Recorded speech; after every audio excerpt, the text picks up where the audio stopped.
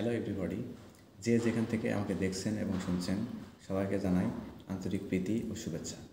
আমি আজকে আপনাদের মাঝে লেবার ল থেকে ছুটি নিয়ে আলোচনা করব। ছুটি মোট 11টি।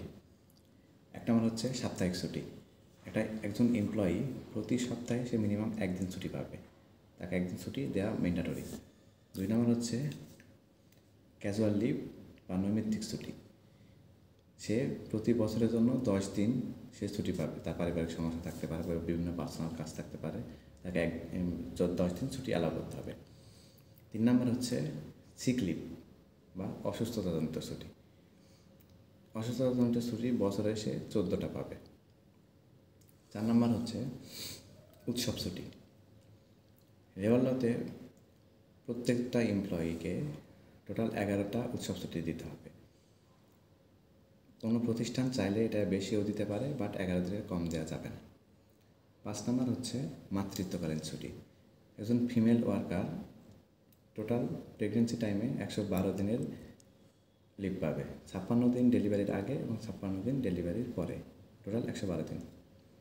6 নম্বর হলো গর্ভপাতজনিত ছুটি। এটা নতুন সংযোজন হয়েছে, 2022 সালে নতুন লেবার লতে অ্যাড করা হয়েছে। যদি কোনো ফিমেল ওয়ার্কারের ডেলিভারির আগে যদি গর্ভপাত হয়ে যায়, সেক্ষেত্রে সে 4 সপ্তাহের ছুটি পাবে। এটা অন্য কোনো ছুটির সাথে কম্প্রোমাইজ করা যাবে না। 7 নম্বর হচ্ছে বিনা বেতনে ছুটি। যদি কোনো ফিমেল ওয়ার্কার তার পরপর 2টি বাচ্চা জীবিত থাকার পরও সে যদি প্রেগনেন্ট হয়, সেক্ষেত্রে সে ছুটি মাতৃত্বকালীন বেনিফিট পাবে না, বাট ছুটি পাবে। প্রথম অবস্থায় ছুটি তার ক্যাজুয়াল লিভ এবং আর্ন লিভের সাথে অ্যাডজাস্ট হওয়ার পরও যদি না থাকে, ব্যালেন্স না থাকে, তাহলে তাকে বিনা বেতনে ছুটি দিতে হবে। 8 নম্বর হলো আর্ন লিভ, বাংলা হলো বাৎসরিক ছুটি। একজন এমপ্লয়ি টানা 1 বছর কাজ করার পর সে আর্ন লিভ পাওয়ার জন্য যোগ্য হয় বা এলিজিবল হয়।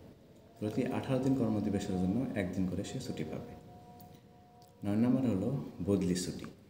একজন এমপ্লয়ি একই প্রতিষ্ঠানে একই ফ্যামিলি যদি 2-3 জন চাকরি করে, সেক্ষেত্রে একজনের লিভ ব্যালেন্স শেষ হয়ে গেলে আরেকজনের লিভ ব্যালেন্স থেকে সে অ্যাড করতে পারবে। 10 নম্বর হলো ক্ষতিপূরণমূলক ছুটি। এটা 103 এবং 104 নম্বর ধারাতে বিশদভাবে আলোচনা করা আছে, আপনারা দেখে নেবেন। 11 নম্বরটা হলো দ্যাটস অল।